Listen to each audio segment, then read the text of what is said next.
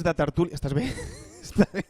És que, a veure, us diré el que ha passat. Li he dit, home, abans de començar l'espai de crítica, intenta posar-te una copa de vi perquè es vegin que la denominació d'origen de Catalunya doncs, aposta per la cultura, aposta per la tertúlia teatral, i avui ens ha posat un mestre Vilavell, un sumoll de vinyes velles, fantàstic.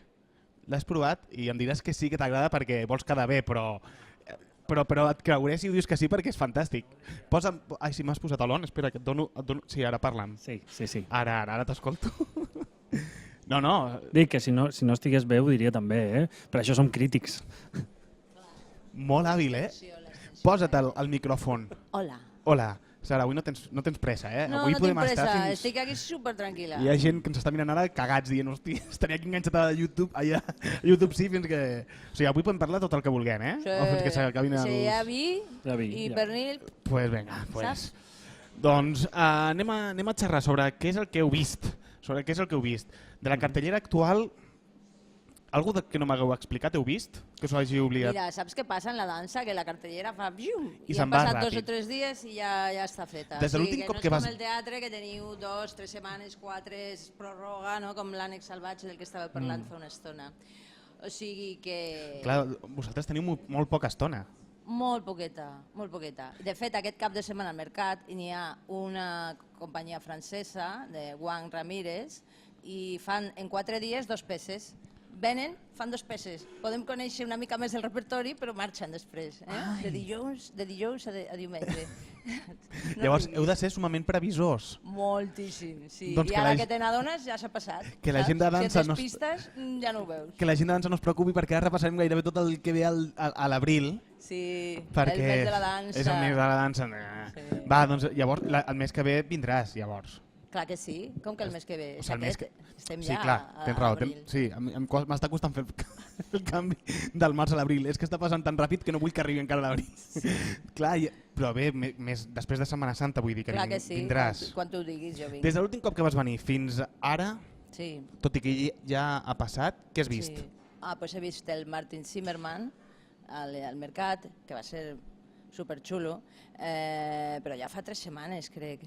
Després he vist els Premis Coreogràfics de l'Institut del Teatre, al SAT, que permeten a 2 coreògrafes, en aquest cas 2 dones, que estan començant, que han estat ballarines i comencen la seva carrera com a coreògrafes, desenvolupar un projecte. Van guanyar el Premi Coreogràfic al novembre i ara al SAT han presentat una versió més llarga. Han pogut desenvolupar una mica més el treball i, de fet, la guanyadora d'aquest premi, que és Moaré, d'Ariadna Montfort, presentarà la peça llarga, aquesta era de 25 minuts, la del SAT, i presentarà la peça llarga al Grec Festival. O sigui, és una manera de donar-li pas a noves coreògrafes, en aquest cas. I va estar també la Paloma Muñoz, que ha estat una ballarina en diferents companyies i va ser la finalista i va presentar La piel vacía, el seu dia 15 minuts i ara 22-23 minuts. Això va ser un llenazo al SAT, 300 persones.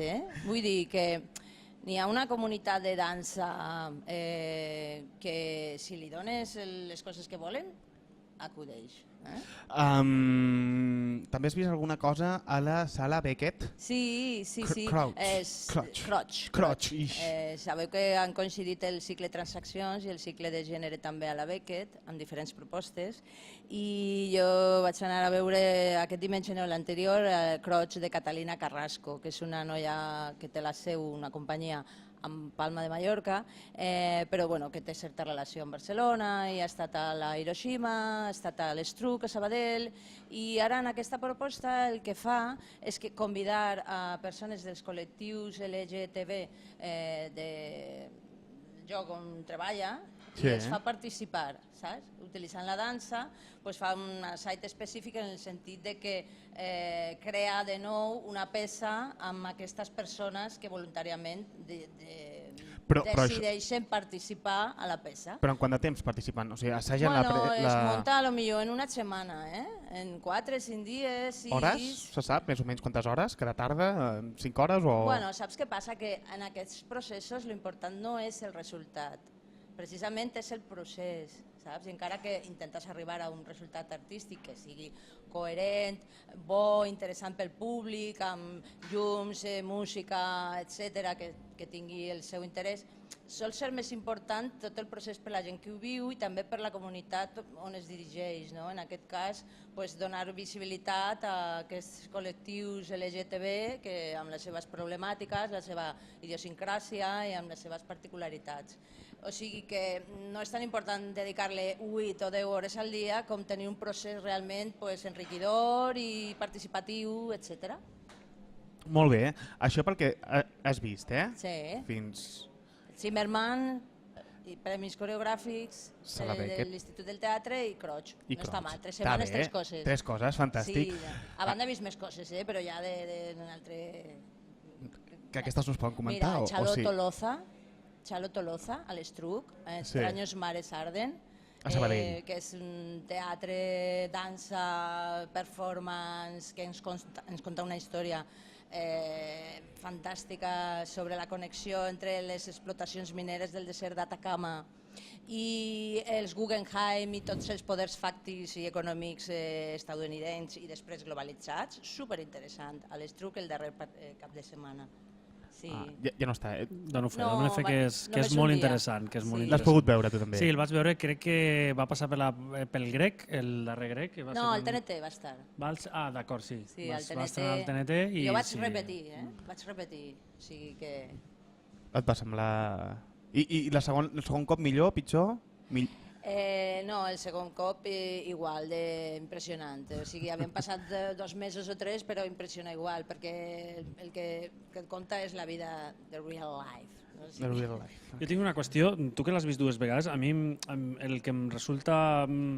Em fa preguntes és si els creadors canvien la peça d'una peça com aquesta, que està en constant creació, que té tants punts, que no està tan tancada. N'hi ha alguns petits canvis, n'hi ha ajustos, però bàsicament és la mateixa. Sí. Va. Tota aquesta part que té audiovisual, de les dades, de les xifres, clar, té una presència important i això es manté, poden haver canvis d'un altre tipus, més de filar el discurs en un moment donat o de coses més d'escena específicament, però no, es manté. No he fet una... T'he presentat quan t'he dit hola, què has vist? No, però bueno, suposo que tothom em conec, no? Perquè clar... Jo anava pensant en la Falca, perquè ara pensava, Manuel Pérez, què has vist? I he pensat, no he dit Sara Esteller, o sigui, bueno... Ara estàs a temps. Sara Esteller, què has vist? Va, ja està. Manuel, què has vist des de l'últim cop ençà? Doncs no massa coses, però unes quantes i algunes interessants fins i tot. A veure, m'has vist una proposta? White Rabbit, Red Rabbit? Això és una proposta que fan a la Sala Barts, on porten a una persona amb un cert reconeixement. Han portat l'últim, suposo que la que has pogut veure és l'Àngel Llàcer, sí. Però bé, ha de passar per allà el Jordi Basté, ha de passar per allà la Clara Segura, el Bruno Oro... El Bruno Oro, l'Àngel Barceló, el Berto Romero... O sigui, diversa gent. I el leitmotiv de tot això és que ningú sap què va veure. Correcte. És, si més no, una proposta curiosa. Ja et dic, pot funcionar més o menys en funció de la persona i de les habilitats de la persona, que no necessàriament ha de ser un actor o ha de ser una persona familiaritzada en l'escena. Vull dir, Àngel Llàcer és un director que tampoc no... Sí, a veure, té una presència indiscutible i sap moure's davant del públic perfectament, però tampoc no és un actor que tingui els recursos de l'escena, igual que no ho és Jordi Basté o igual que no ho és Àngels Barceló. Exacte. Llavors, aquesta proposta el que té és un text que els, diguem, intèrprets no s'ha de desvelar massa, però no necessàriament intèrprets, perquè aquest text està, òbviament, enfocat perquè pugui ser interpretat per una persona que tingui habilitats comunicatives, que pot ser un periodista o pot ser un actor. I la gràcia és la confluència entre com interactua el públic, en com s'elabora el discurs i com s'executa això durant més d'una hora. Però què passa allà perquè s'expliqui alguna cosa? O sigui, cau una bomba... Doncs ja et dic, si ara mateix No donés pots dir. massa pistes, trencaria Tota la màgia. trencaria la gràcia, però sí que et puc dir que hi ha un joc molt interessant entre les reflexions que es produeixen entre el públic, entre la interacció amb les persones que estan explicant aquella història i les reflexions creuades al voltant de la individualitat i de la rebel·lia i de moltes coses que hi ha allà barrejades d'un text que ostres, té capes. Vinga. Molt bé, M'ha creat curiositat. Ja et dic, M'has creat curiositat. com a de mínim veritat. és una cosa curiosa, ja et dic, és un format completament nou i a mi, ja et dic, tot dependrà de la persona que aquell dia, perquè cada persona és una persona diferent i la gent que compri les entrades doncs, trobarà cada dia un actor, un periodista diferent, però bueno, com a format, ja et dic, és una cosa curiosa i aquestes coses sempre produeixen, si més no, sorpresa. Anem a la Sala Muntaner, anem amb l'efecte de Jordi Casanovas. L'Electe. L'Electe, gràcies. He confós la L amb la F, meva, soc el Rajoy. A Rajoy també li passa. Sí. Bé, no faré acudits, va. L'Electe. A veure, a mi d'entrada qualsevol cosa que faci Ramon Madaula a mi ja em sembla bé, no? És un actor que em costa pensar i recordar alguna cosa, alguna tarda negativa al pati de butaques estant ell en algun projecte. Alguna hi ha, però que em costa. Llavors, aquest senyor ja d'entrada, que té unes credencials com a actor estupendos, doncs s'ha decidit a escriure. I ha fet una cosa que a mi em sembla molt interessant i que els dramaturgs catalans, que són tots o quasi tots boníssims, la nova fornada, no fan, excepte Jordi Casanovas o algú més altre, i és agafar un text i parlar de la realitat. És a dir, agafar una realitat com és la catalana, com és la nostra, com és la del públic català, i doncs escriure un text mitjanament arrelat al territori, a les problemàtiques del territori i amb un context molt identificable. És a dir, Ramon ara ha demostrat que només com a actor, sinó també com a dramaturg se'n surt. I a mi m'agrada això, que un text et dona unes coordenades que tu pots identificar i et parla d'unes dinàmiques i d'uns perfils de personatge que tu identifiques amb el teu entorn. Actual o de fa uns anys? Podia ser actual, podia ser distòpic, no ho sabem. No? Aquí hi ha un polític amb unes que acaba d'arribar un càrrec també molt concret que podria ser, saps? Que podria ser perfectament i després doncs, tot el mecanisme que hi ha al voltant doncs, podria ser tranquil·lament la Catalunya de les pròximes eleccions de després. No? Interessant.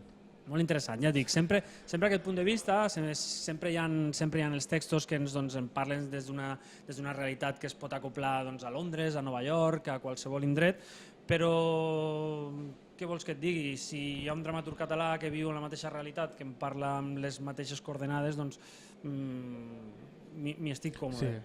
Anem amb una que pensàvem que no s'havia prorrogat, però ara ens ho han dit, i és l'Ànec salvatge, del qual hi ha una crítica fantàstica. Sí, és com dirien els francesos, una pièce bien fait. A veure, em va agradar bastant, vull dir, i per què m'agrada? M'agrada perquè aquests textos, això és un Ibsen, no? És un Ibsen que no està massa representat, vull dir, no és una de les grans obres que queda una mica al marge del que és els grans obres com L'enemic del poble, que són les que estem acostumats a veure representades una i altra vegada. És un text que és una mica que no es munta tan habitualment. I sempre quan s'agafa un text del segle XIX, sempre hi ha la por a que això se'ns presenti amb un determinat encarcarament, amb una voluntat de traslladar els missatges i les històries que hi havia al segle XIX i de fer una concatenació amb la realitat actual. Si alguna cosa té bona Julio Manrique és que sap agafar el text i fer-se el seu. Fer-se el seu, com comentàvem abans, fer-se el seu a una realitat concreta, fer-se el seu a un entorn concret, és a dir, fer uns personatges molt creïbles, fer una acció que podria ser fa 20 anys, fa 30 anys o fa 40 anys, però que les situacions, els personatges, la manera com es comuniquen entre ells, és molt creïble perquè ens parla des d'una forma molt contemporània d'entendre les relacions i d'entendre fins i tot les mirades, no? Que això és molt bo en un director, quan un director t'agafa i et fa veure que aquella escena és real, no? Que podria ser perfectament plausible en qualsevol situació, sigui ara mateix o sigui fa 20 anys.